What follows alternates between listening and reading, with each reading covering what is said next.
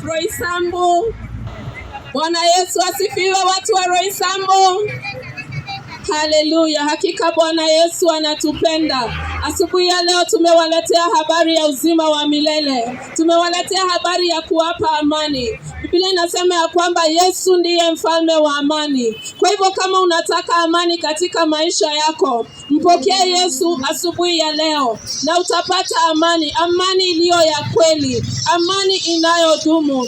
Hii weekend inakuja, tunaenda kusherehekea kufufuka, kuzikwa na kufufuka kwa Yesu Kristo. Kwa hivyo ni furaha yetu kuja kusambaza upendo uliomfanya Yesu akaacha utukufu wake mbinguni, akaja hapa duniani, akapigwa, akateswa, akasulubiwa msalabani, ili siku ya leo ukimwamini upate uzima wa milele. Dada yangu amesema ya kwamba Mungu hata hukumu ulimwengu kwa sababu ya dhambi, lakini atahukumu ulimwengu kwa sababu alipeana suluhisho la dhambi, nalo ni Yesu Kristo. Na watu ambao walikataa kumpokea watapata kuhukumiwa. Kwa hivyo siku ya leo tumekuja kukuletea upendo wa Yesu Kristo, ya kwamba unachokihitaji ni kuamini ya kwamba Mungu alimtuma Yesu, akafa na akafufuka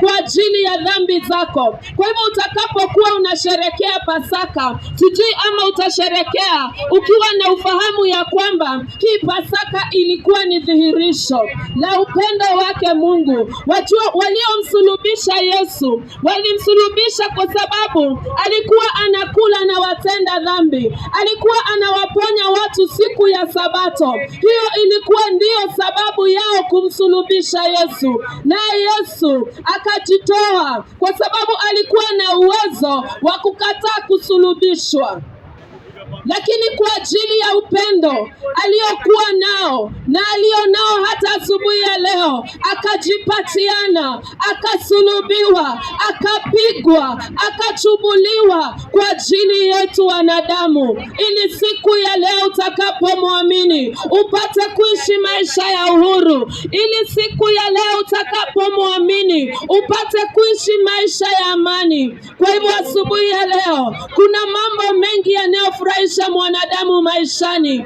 lakini yale mambo yana kiasi. Yale mambo utakapoingia katika lile shimo utayaacha, lakini kuna jambo moja ambalo utakalolifanya litakufaidi hata zaidi, hata baada ya maisha ya humu ulimwenguni, nayo ni maisha ya kumpokea Yesu Kristo. Na ni rahisi sana. Mungu aliifanya ikawa rahisi sana, ya kwamba hakuna yeyote ambaye atasema alishindwa, kwa sababu unachohitaji siku ya leo ni kuamini ya kwamba Kristo ndiye Bwana na Mwokozi wa maisha yako. Na unapoamini katika roho yako, unakiri kwa ulimi wako na kusema Yesu ndiye Bwana na Mwokozi wa maisha yako.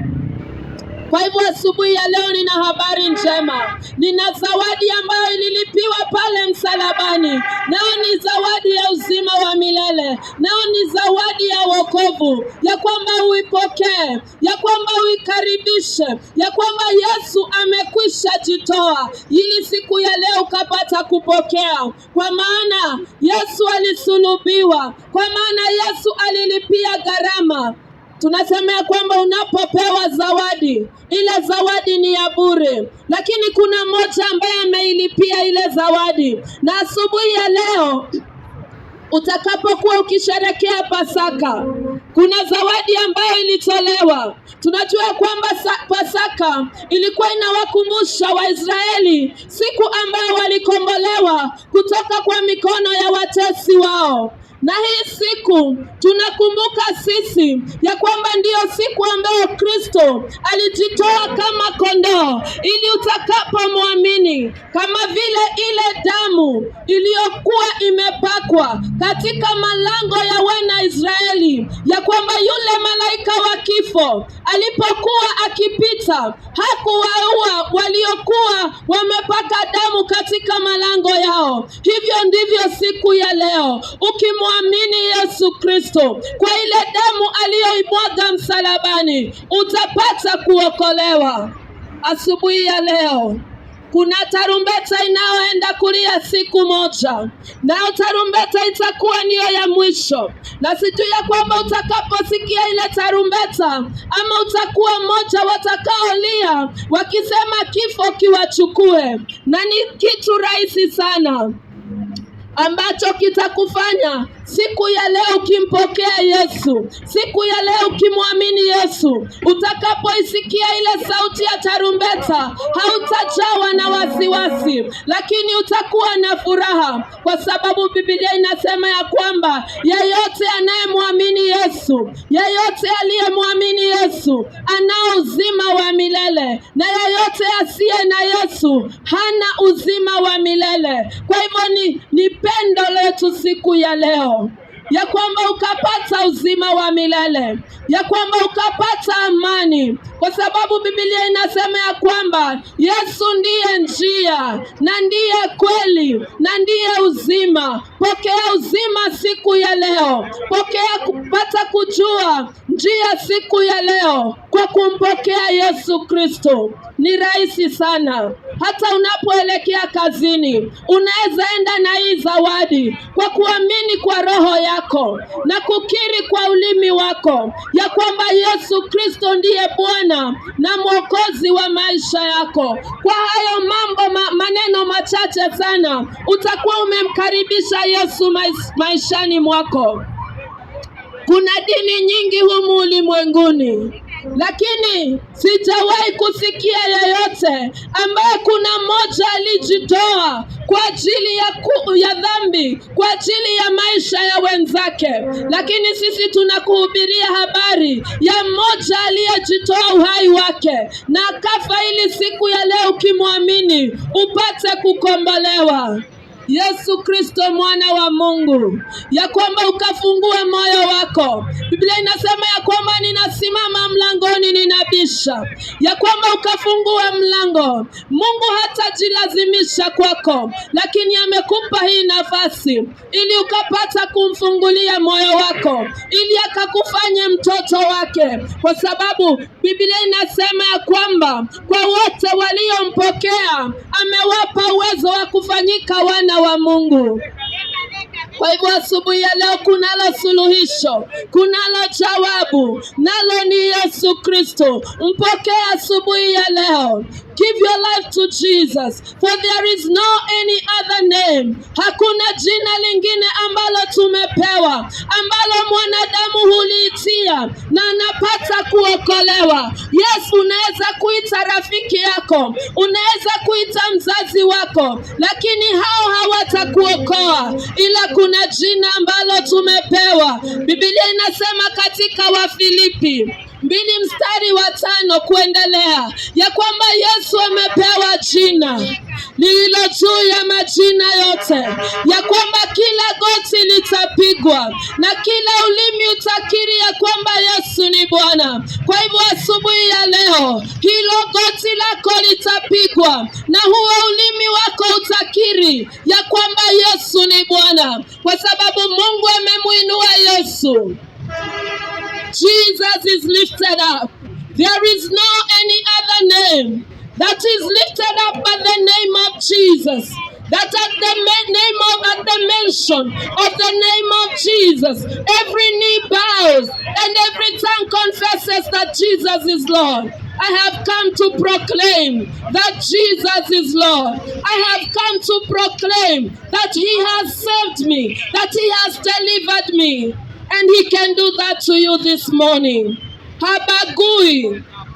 Yeyote anayekuja kwake anamkaribisha. Tunaposoma katika Biblia, hakuna yeyote aliyemwitia Yesu na akakosa kusaidika. Hakuna yeyote aliyemwitia Yesu na Yesu akakataa kumsikiza.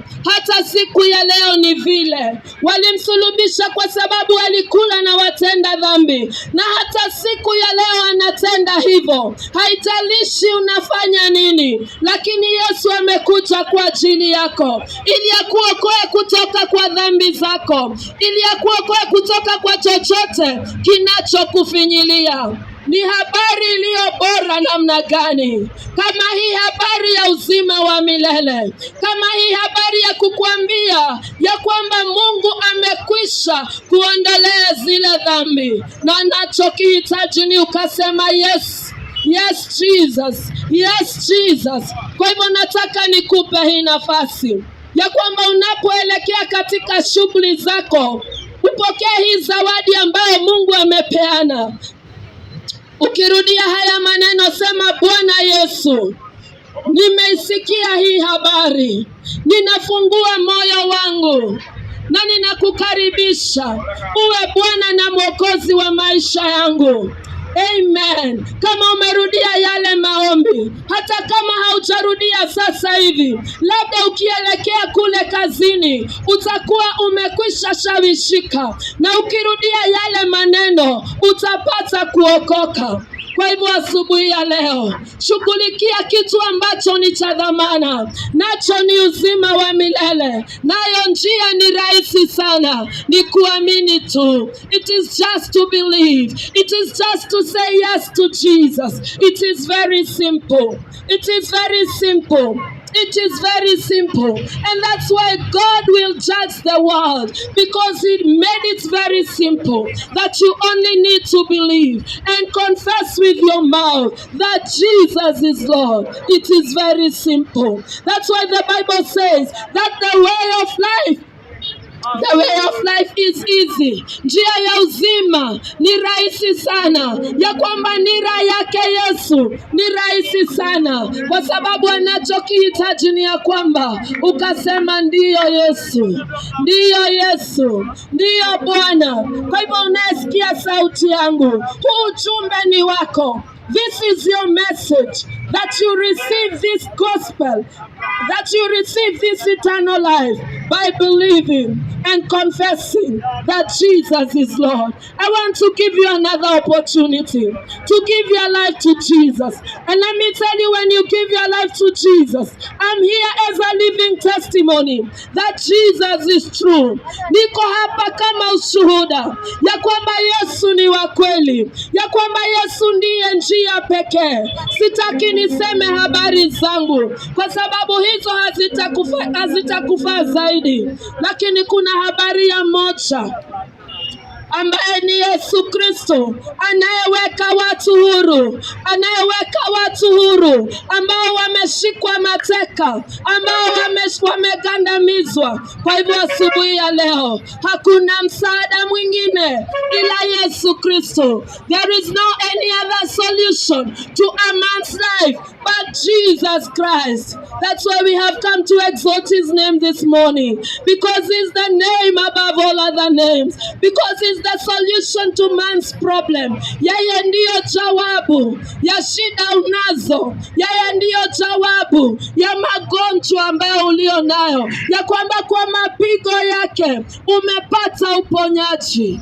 Hakuna yeyote aliyejitoa ili akaponya mwanadamu ila Yesu Kristo. Kwa hivyo asubuhi ya leo, unapopokea Yesu Kristo, unapokea jawabu la kuponya. Unapompokea Yesu Kristo, unapokea amani, unapokea uzima wa milele. Na Biblia inasema ya kwamba ametutoa katika utumwa wa giza na katuleta katika ufalme wa mwanae ampendaye sana. Kwa hivyo unaposikia hii sauti, unapompa Yesu maisha yako, unakombolewa, unatolewa kwa utumwa wa giza, ule utumwa wa dhambi, ule utumwa wa magonjwa, ule utumwa wa mashetani. Unatolewa kutoka kwa ule utumwa na kuletwa katika ufalme wake Yesu. Siku ya leo, mpe Yesu maisha yako. Give your life to Jesus and He will make your life beautiful. Atafanya maisha yako bora. Hakika umejaribu mambo mengi, lakini siku ya leo, we are guaranteeing you that there is life in Jesus, that there is peace in Jesus, that there is healing in Jesus, that there is redemption in Jesus. Give your life to Jesus this morning. I'm giving you another opportunity, not the last one, but another opportunity, that you open your heart and say yes to Jesus by repeating these words after me. Say, Lord Jesus, I believe in my heart that Jesus is Lord. And I confess with my mouth that Jesus is Lord. I receive the forgiveness of sin. I receive eternal life in the name of Jesus. Let us pray. Father, in the name of Jesus, thank you for this message. This is the power of God unto salvation for everyone who believes. Oh, thank you, Jesus, for someone has believed this morning. And Lord, I thank you because you say that these signs shall follow them that believe. In my name they will cast out demons. In my name they will lay hands on the sick and they will recover. Thank you for this is their position, that they are casting out demons, that they are laying hands on the sick and they are recovering, because that is your word. The Bible says that your word is living and active. We have preached this word this morning. The Bible says that we preach to all creatures, and I thank you because this word is bearing fruit. This word has brought life to Roysambo in the name of Jesus Christ. Father, I declare to all who have heard me this morning that they are blessed because your word brings blessing, that they prosper in their businesses, that they are set free from curses and diseases in the name of Jesus Christ. Father, I thank you for my nation. I declare peace in Kenya in the name of Jesus Christ. Father, I thank you for blessing us with good weather. Oh, we thank you for loving us. We thank you for caring for us. Receive glory, honor, praise, and adoration in the name of Jesus Christ. Tuseme amen. Amen. Tunawakaribisha kanisani mwetu. Kama umesikia hii habari na unataka kusikia zaidi, karibu Jubilee Christian Church Thika Road. Jana tulikuwa katika runinga zenyu Citizen TV na tunatumai ya kwamba ulibarikiwa. Mchungaji wetu Pastor Morris and Pastor Pauline Gachero, na nawakaribisha kuanzia tarehe 16 this Wednesday tuko na kongamano liitwalo Jesus Conference pale Jubilee Christian Church Rosters Exit 7. Karibuni sana mpate kusikia habari za ufufuo wa Yesu Kristo. Hallelujah. Bwana Yesu asifiwe. Muwe na siku njema. Mbarikiwe, kazi zenyu zibarikiwe. Hata masomo yenu ibarikiwe, kwa sababu nyinyi ni watoto wa Mungu na anawapenda zaidi. Hakugoja mbadilishe maisha ili ya mtume Yesu Kristo, lakini alitufia hata tukiwa wenye dhambi. Mbarikiwe sana. Amen.